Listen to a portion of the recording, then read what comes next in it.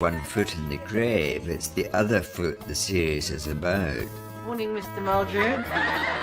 The frightening thing for all of us is that this is going to be the most important thing we ever do. Can you believe? It's a combination of a marvellous script with exactly the right cast. Lord, will you stop that? People who know me know it's true that I am far more like Victor than Richard Woolsmith. I don't believe it.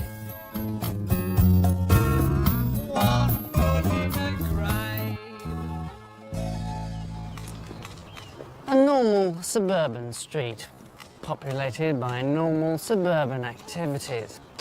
The washing of the car, the mowing of the lawn, the swapping of the wife. But this is no Eden of quiet English pleasures.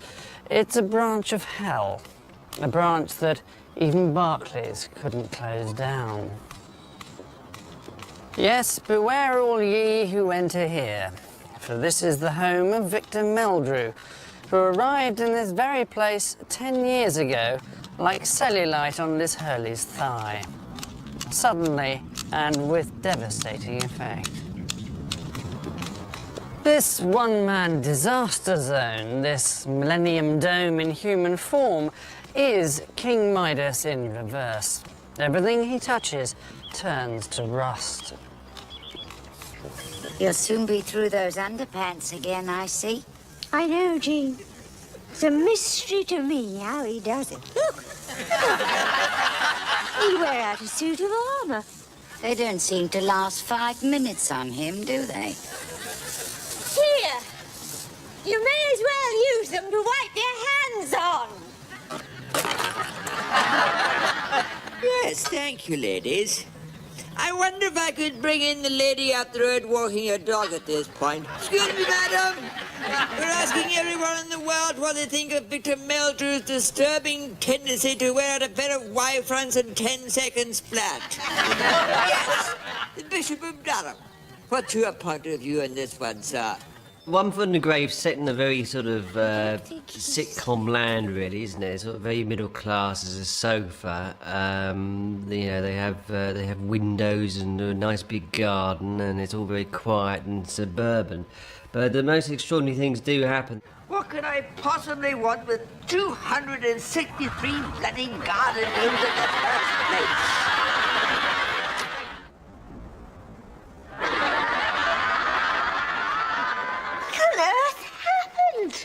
It wasn't my fault. You know that Victor is going to ruin your life. Oh, I do not believe.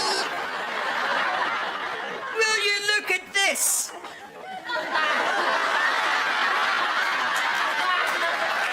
Victor's world isn't a cartoon world. Strange, surreal things seem to happen to him and do happen to him, but then there is always a reason why they've happened. I don't be...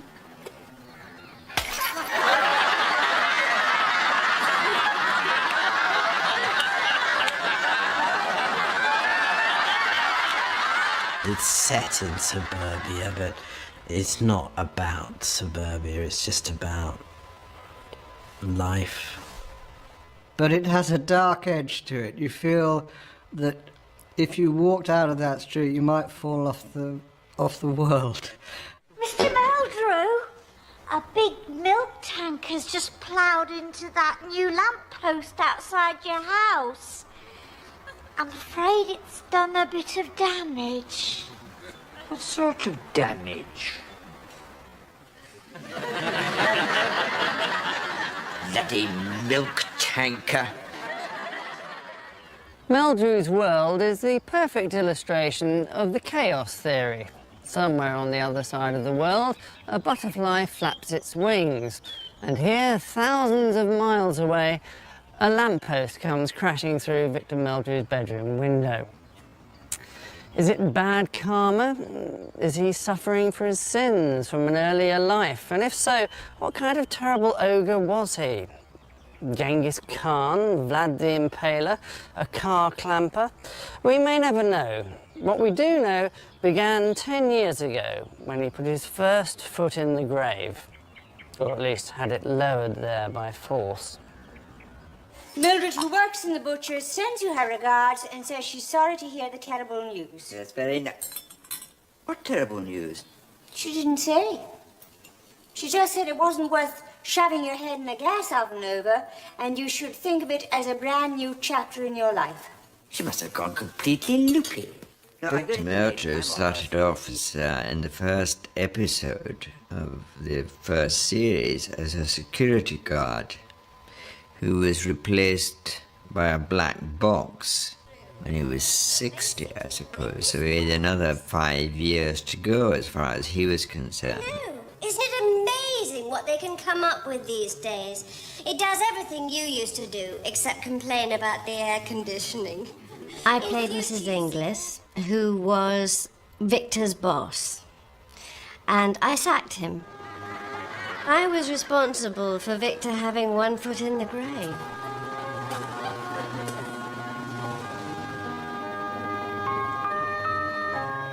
He was very upset about being made redundant. He wasn't a pensioner, he wasn't necessarily, he didn't see himself on the scrap heap.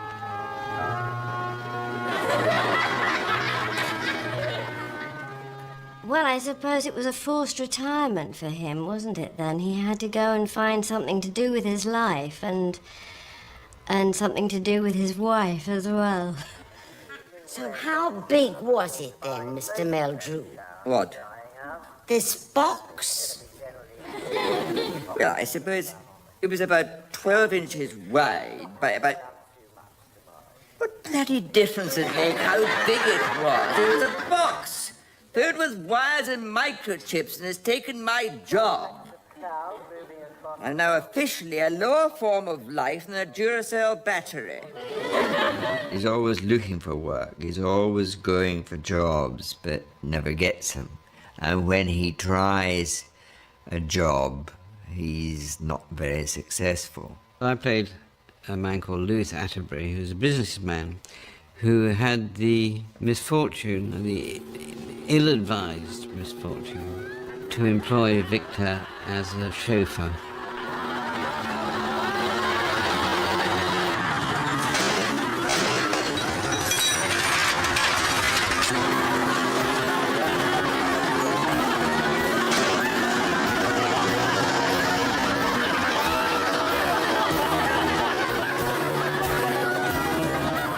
I suppose he's like a lot of people, he's just trying to survive, he's trying to get by.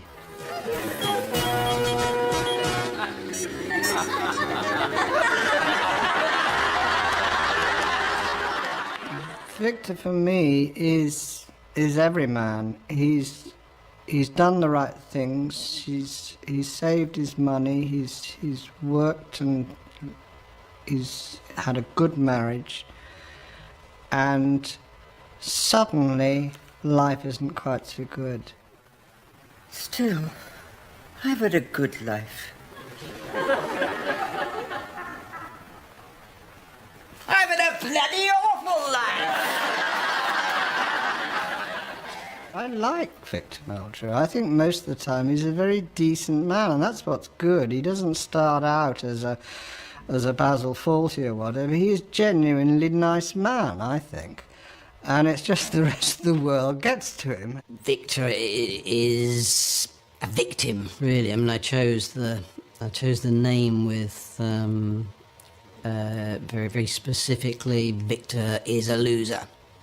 Was nothing very mysterious about that, and you know, I suppose he essentially is a character with zero tolerance, you know, of the world, of the insanities around him, of all the adversity that I, spend all my time trying to invent to inflict upon him.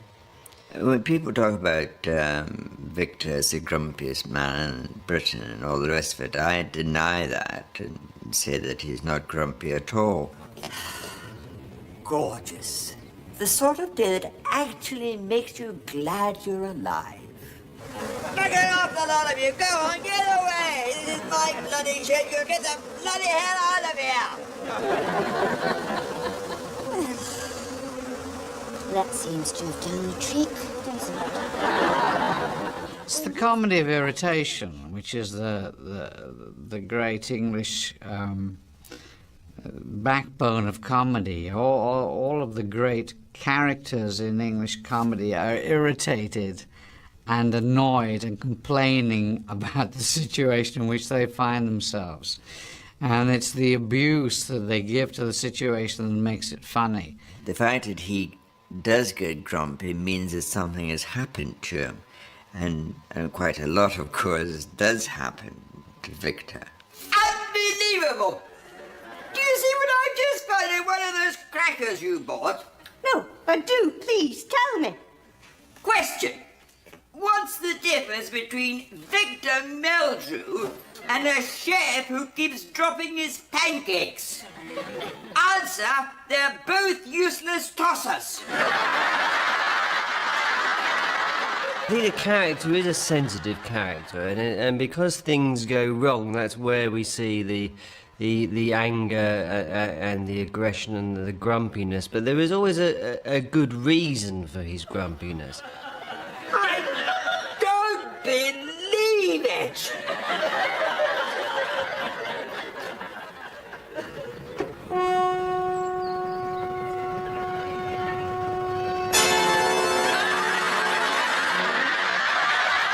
It's ranting, really. It's English ranting. Faulty is a very great English moaner and complainer. It's irritation, which is, of course, the situation largely of living in England. You're always mildly irritated by something or another. Look at this.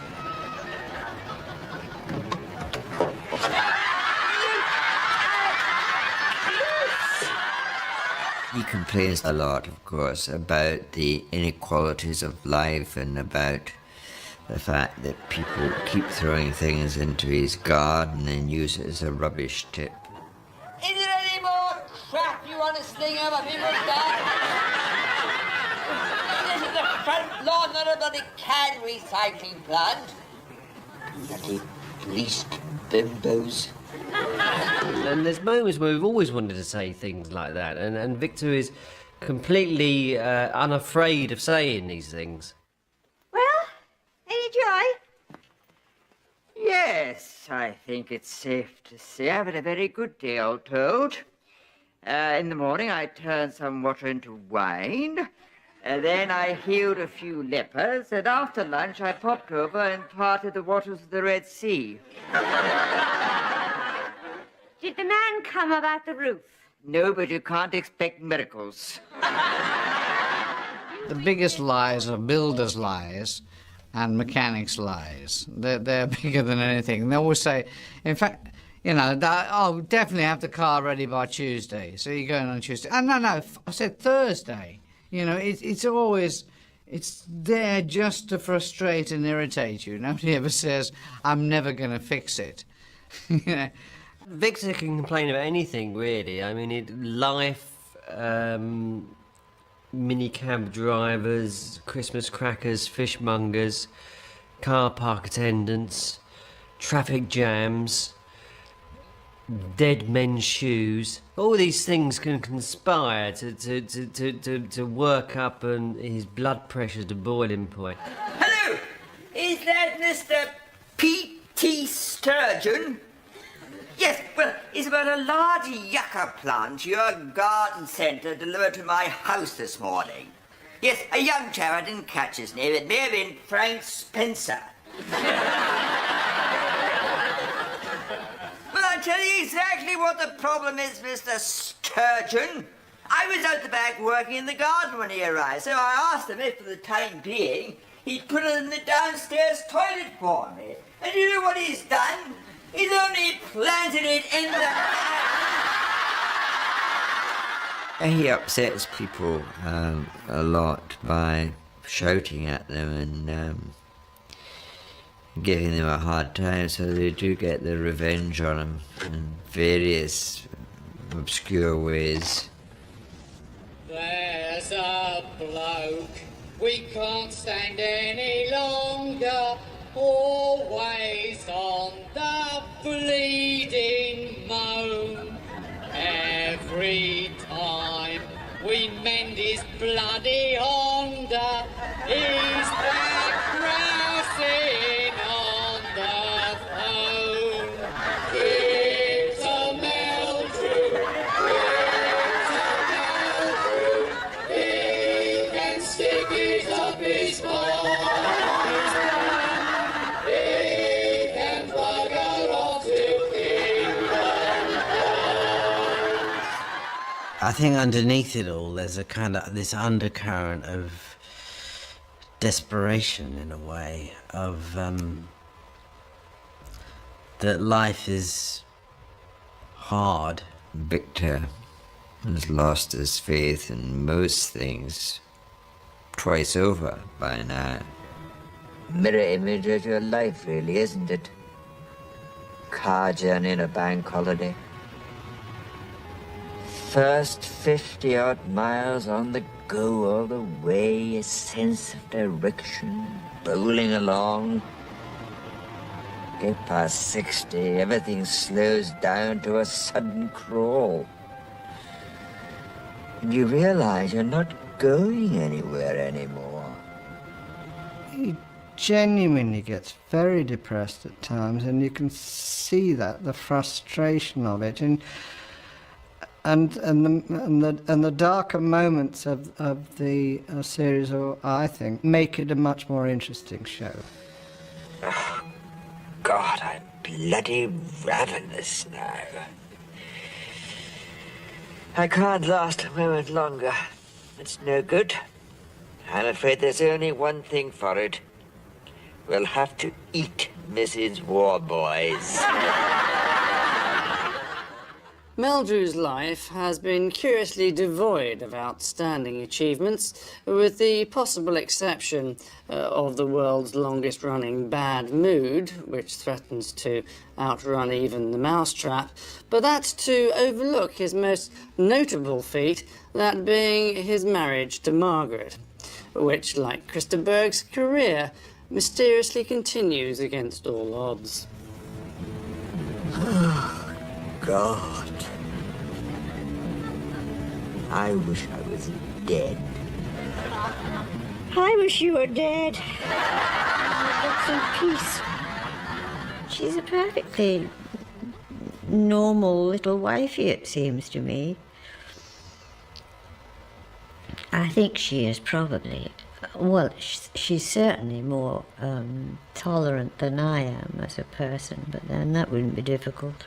Margaret is his long-suffering wife who has to be present for a lot of the time when he's spouting off and gets very unhappy about the fact that she has to listen to a lot of this. There were 3 Twix wrappers in the honeysuckle today. 3! Where do they all come from? The planet Twix?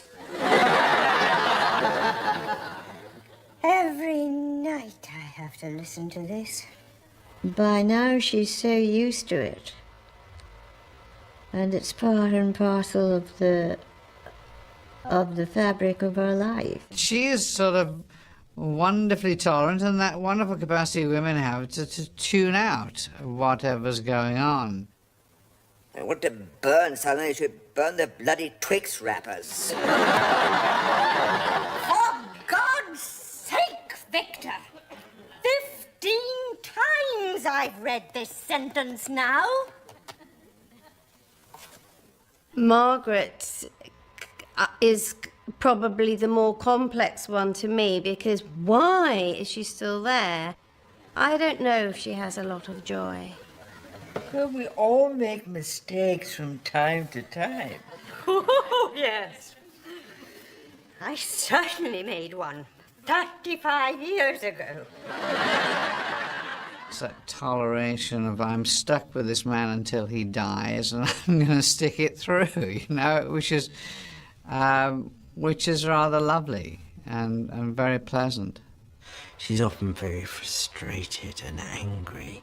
Oh, for God's sake, Victor! Will you sit down? Shut up! Turn that thing off!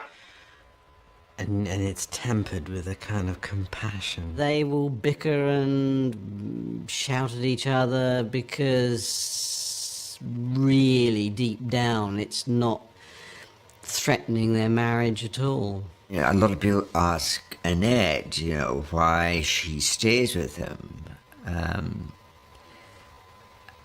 No one ever asked me why I stay with her, I notice.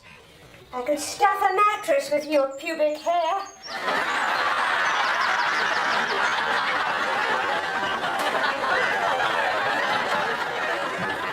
What do you do? Pull it out with tweezers? People do get to see a woman complaining about having to clean the bath and her husband's pubic hair's in it, and she could stuff a cushion with what's in there. Now that's going to ring immediate bells with so many women, and it's just part of life. Got a spider in my flies. Look at that. There he goes, just struggling to get in through the buttonhole. You're sure he's not struggling to get out? There's nothing inside there that a spider wouldn't want to see. I expect. Be at home among the cobwebs. I mean, you don't know if Victor and Margaret still have a sex life at all.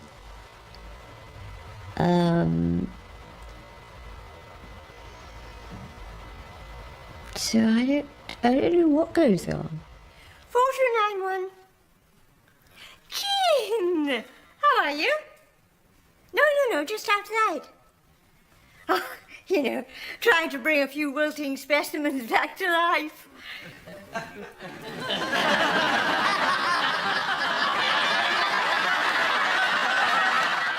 I suppose it's sort of fairly typical of a lot of marriages where people exist together because they don't know anything else. She loves him. Funny thing, love.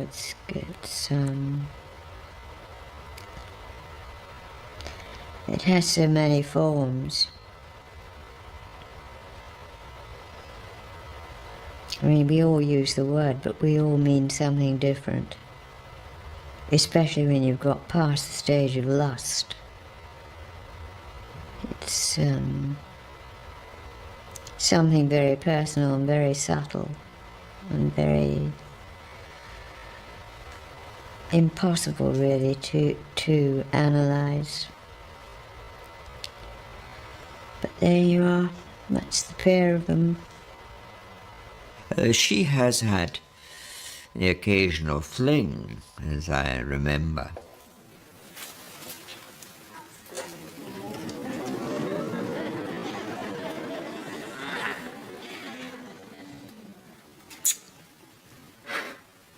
What was that for? Just kissing you goodbye, Ben. She gets the chance, but as she says, she'll stay with her husband because he cares about so much. One of us is going to end up being cruelly rejected, and I couldn't bear that to happen. But how can you say that? If you don't reject me, I would never reject you. I meant one of the three of us. You talk about being sensitive. I'm afraid that's Victor's trouble. He's the most sensitive person I've ever met. And that's why I love him, and why I constantly want to ram his head through a television screen. I've had several offers of flings, yeah. And some of them misunderstood, of course. She gets quite jealous, though, doesn't she? The minute she thinks Victor's looking at anybody else, she gets quite beady. Hello, Millicent. Oh, so what have you come to tell me? I suppose he's denied the whole thing. Well, of course. I mean, naturally he's going to deny it. Naturally. Because it never happened. The one thing I never took you for, Margaret, was gullible. I mean, I really thought you were stronger than that. Yes? Well, we'll see, won't we? Just how strong I am.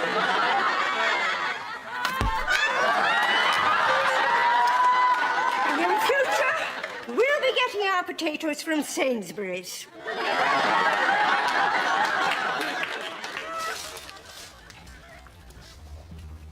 Einstein has explained the theory of relativity, Freud the workings of the mind, and Vorderman how to reach 592 using one number off the top and any 6 others.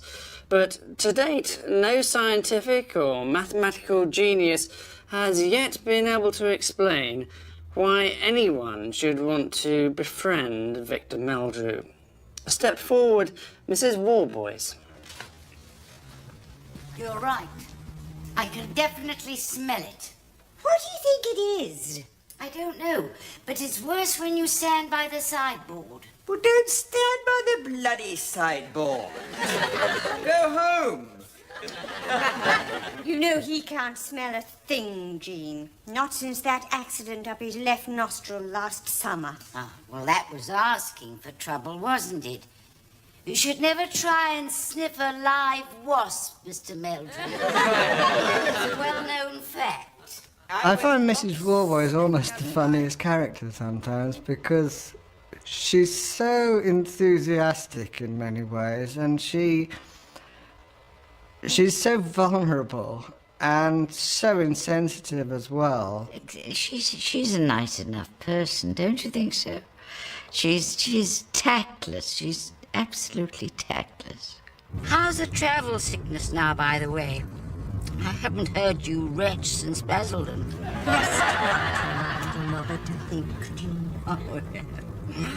Mrs. Warboys is another kind of... She's not really a neighbour, although she probably lives nearby. Is another friend who is more sinned against than sinning by Victor. What the bloody hell's this? It's Mr. Burkitt's dog, Nippy. Nippy? Doesn't look very nippy from where I'm standing. She seems to have been sent on this place on this earth to deliberately drive Victor completely nuts in a way which is she has no understanding at all of what he's getting worked up about. How did it go? Did you manage to get them both? Fine, thanks, yes.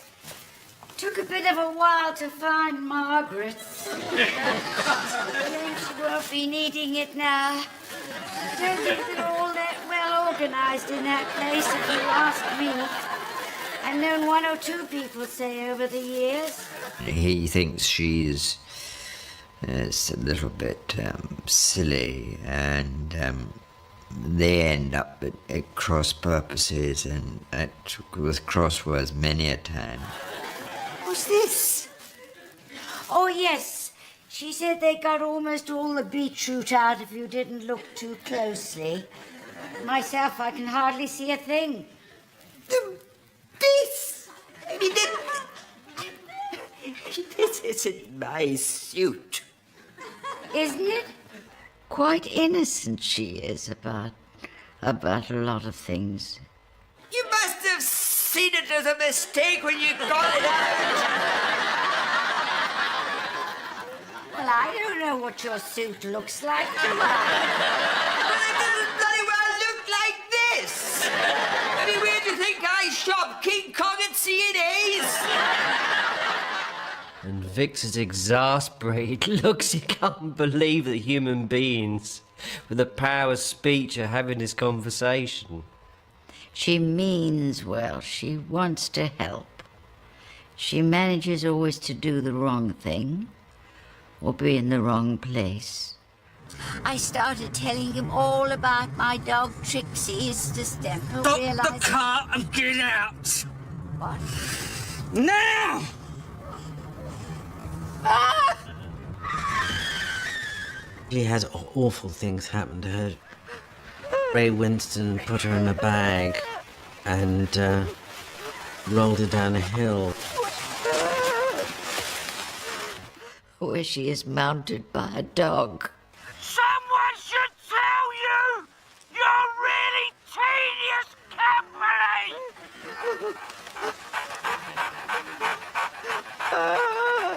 Mrs. Warboys has to suffer such indignity and physical damage. Yeah. How do these things happen?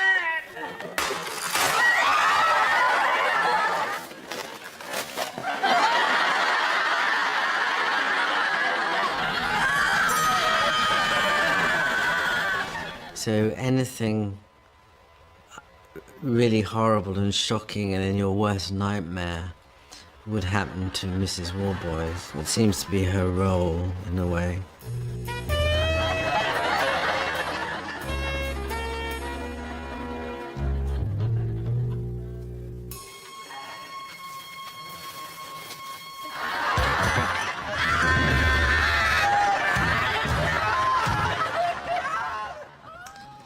There's an old saying that you can choose your friends, but you can't choose your neighbours.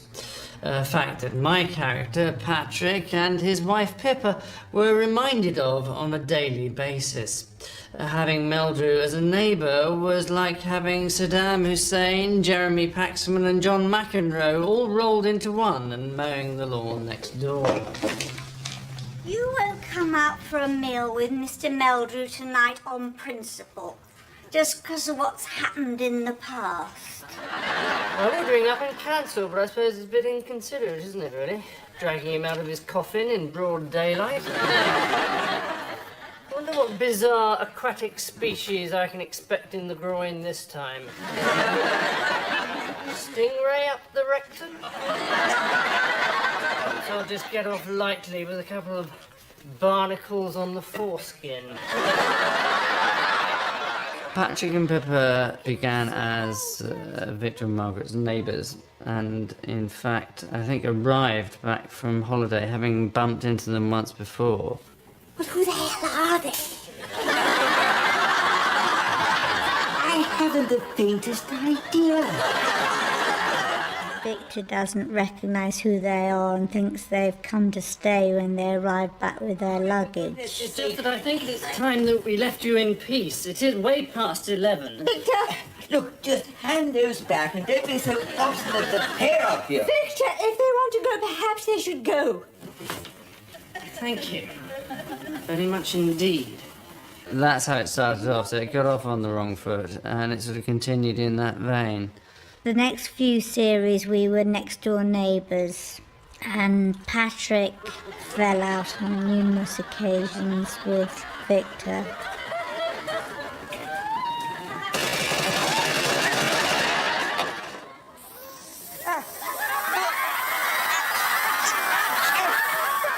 And another thing, if I find one more of those bloody stupid little yellow notes, I may not be responsible for my actions.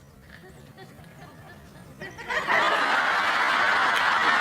chatting with you, Mr. Meldrew.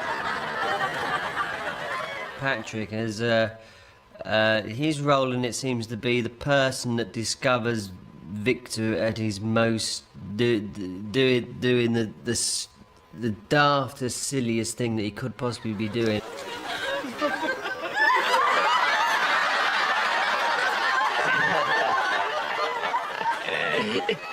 Afternoon.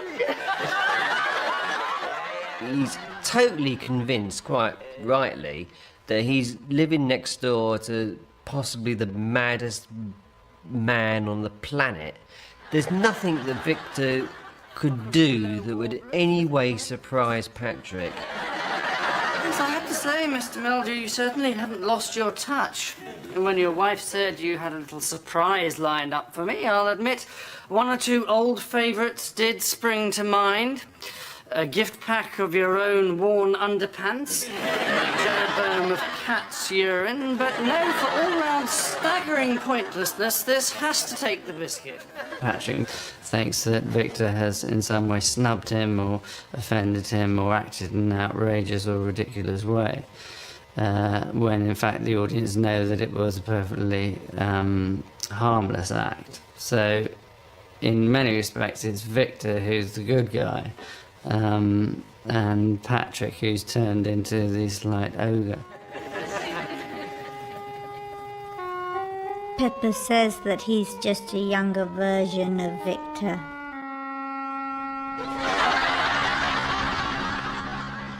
Most of the things that Victor's done to them, they've been accidental. They get cross with each other, so they start to plot a bit. You're talking about us. I just caught the words arsehole think he's playing at. Quiet. I wonder what's happening.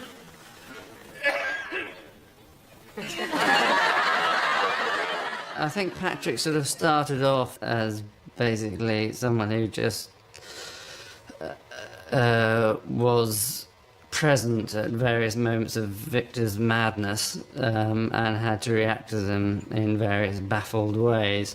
And then gradually over the series he sort of stood up to him a bit more and took him on. Well, there's something you don't see every day. Someone's gone and nailed Claude Monet's painting The Water Lilies to a large post in our front garden. No, that's not a lie. Something even more beautiful. It's an estate agent's board with the word sold along the bottom.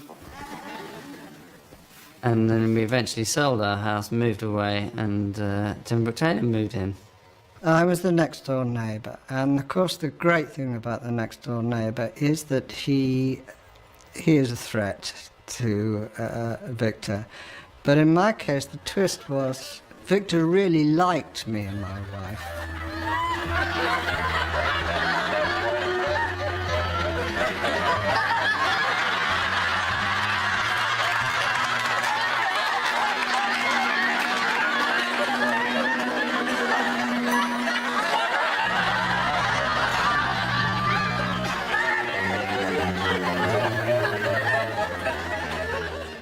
It's the new neighbours who move in next door to Victor, who come in with such high expectations, and they've heard the stories about this man who they're coming to, and can't see anything wrong with him. You know that Victor is going to ruin your life, and sure enough, he did.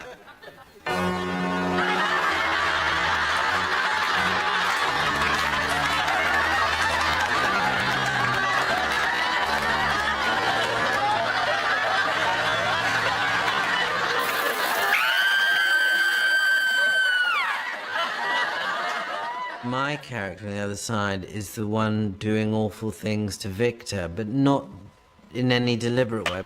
Morning, Mr. Meldrew! I love Nick Swaney's character. I think he's brilliant. That awful sad with his mother next door. There she is, look. You can't see me. My mother was abducted by aliens. She fishes out the window. She bangs on the ceiling when she wants something. And I'm a sort of overgrown Boy Scout who, in public, is relentlessly cheerful. But I'm sure when he's at home on his own, he gets very depressed and eats 2 packets of biscuits and a tin of custard every night. Been quite a while since you had an upright, so your wife was saying. Nick makes these rather innocent remarks that have a rather double entendre. I think he's the Max Miller of One Foot in the Grave. Is it me or is it moist? I see your butt's in a sorry state at the moment then. Morning, Mr. Meldrew. Keeping your bowels open. Sorry? I think Victor doesn't really have much time for Nick Sweeney.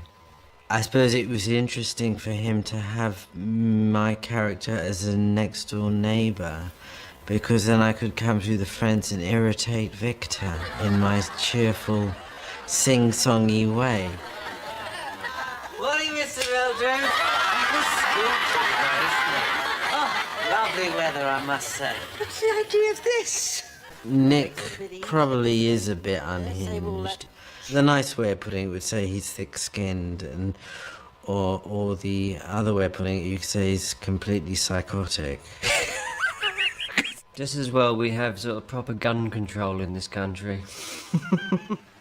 Mother, will you please sit back in that chair? I'll have... Thank you. I wouldn't mind, of course, being a serious piece of beefcake, but I don't think that's going to happen. So I'll have to make do with being the loony neighbour from next door. The big moment now. The lovely actress and star of all those famous tea commercials. I'm sure you'll all give her a very warm welcome as I introduce... yes, she was here a minute ago.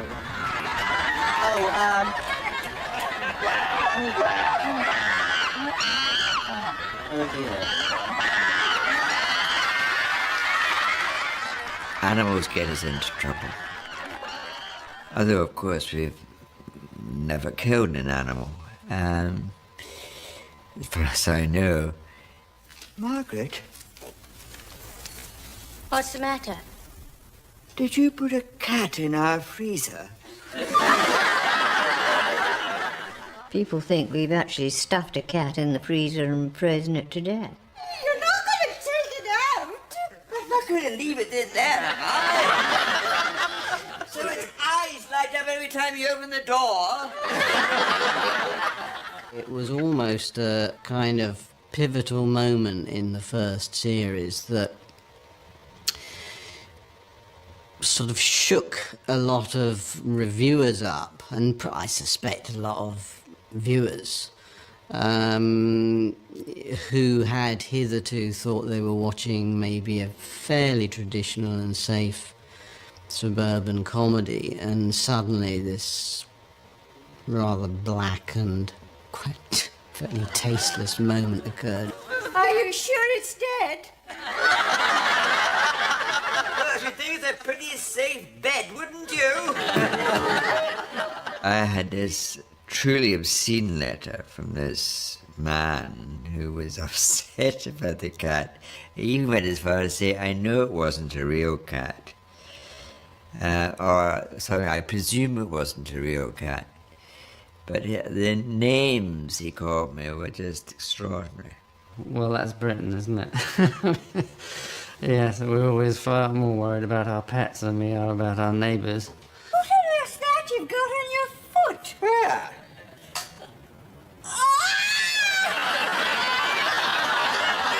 You've got your foot in a rotting hedgehog.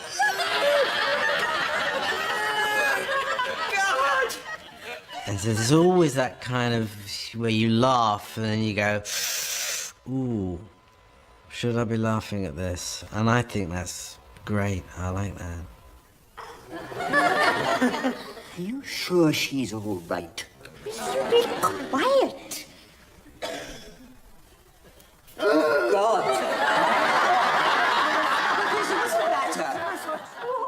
There's probably been more deaths in One Foot in the Grave than any other sort of popular comedy I can think of. People very rarely die in sitcoms, if at all. She's dead. Oh, She can't be dead. She's a bloody health and fitness instructor. It's almost routine and middle class, and then it goes very dark and very shocking, and you are always surprised. In fact, you know, you're on the edge of your seat because you're waiting for something quite extraordinary to happen, and you're never disappointed. Maybe the darkness that's in there is a good counterbalance towards the absurdity of it as well. I don't understand the phrase dark. People keep using it, but I really don't understand it. It's just part of life, isn't it? It's part of what we all live, what we all know, what we all talk about. And God knows there are many of us who laugh at funerals. I mean, that's the way it goes. I think I just might kill myself.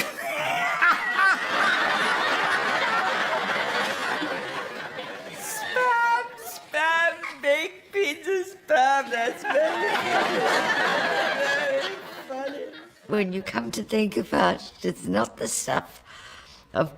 You wouldn't normally call it the stuff of comedy. It's much more like normal life. It's just that, it's just that normal life goes on, and then, in the first minute something just slightly nudges it off, and then it's nudged a bit more until suddenly the whole kind of thing tips over. It's basic comic unpredictability, really, just trying to derail the audience slightly so they have some expectation, and then you kind of wrong foot them. It's the great difference between American sitcom and English sitcom is you can actually have one writer write an entire series, so it's actually his viewpoint on life, instead of like a committee writing every joke every week. So it's nobody's view on nobody's life. There are things that you think, how did he get there? How did he get?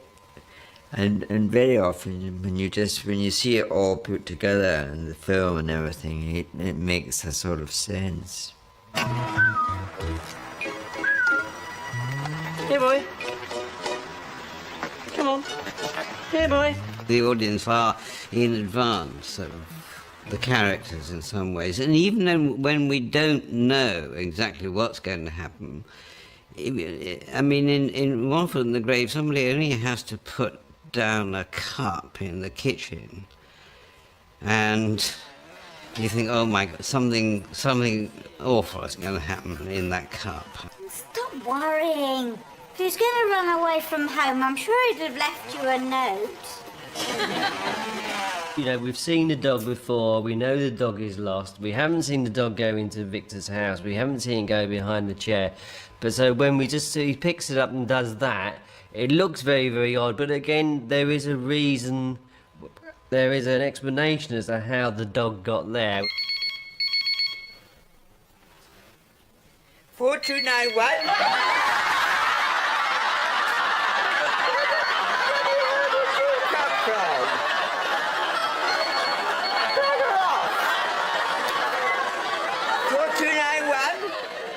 With David's writing, he's come up with a ludicrous position for Victor to find himself in, and maybe it's tracking back. How do I get him into this position? I actually said to David Rennie, how do you think of these ideas? And he came up with the only possible answer, which was that if I knew that, I'd think of them all the time.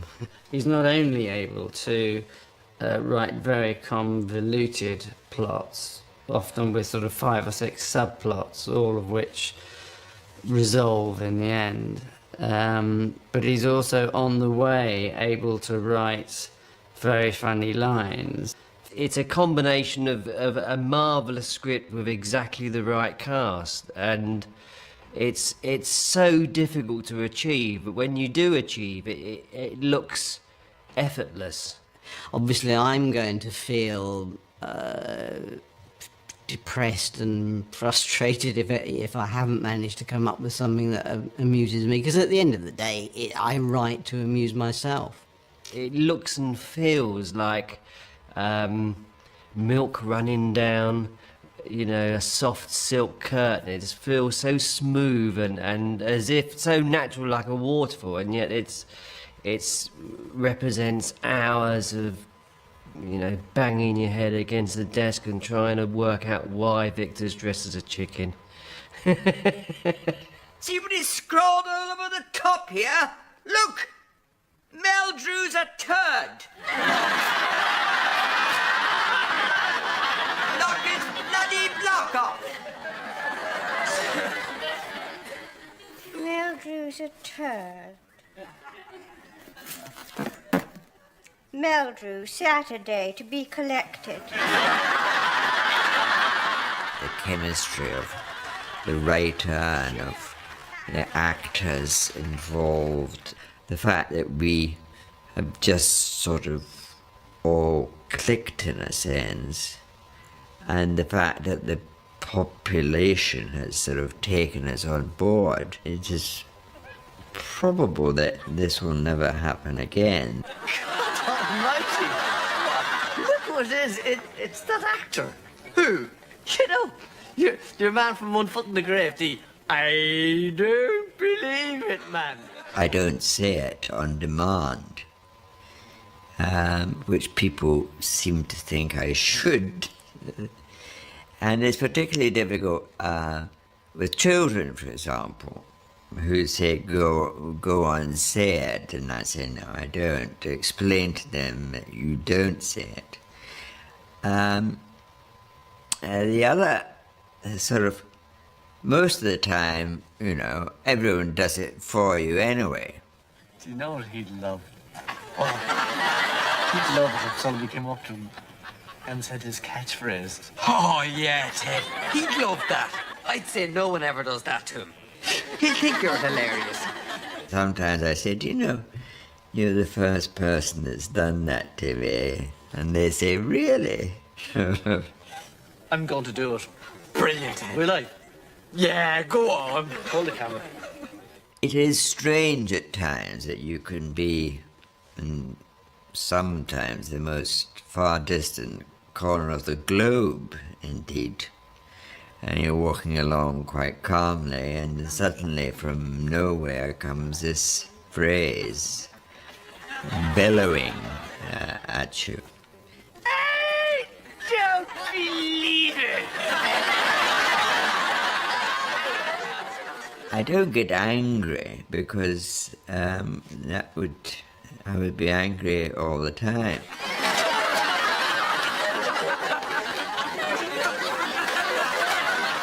Either it's going to stop people saying it, or else it's going to increase people saying it. But at least they know that they might get punched. Wow. Don't believe it. You again! I don't want to see you again!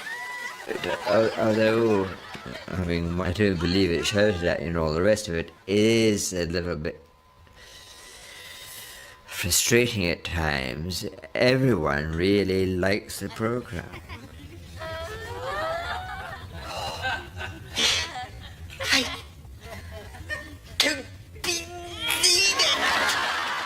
I can't imagine that 20 years from now people won't still be watching them and laughing at them.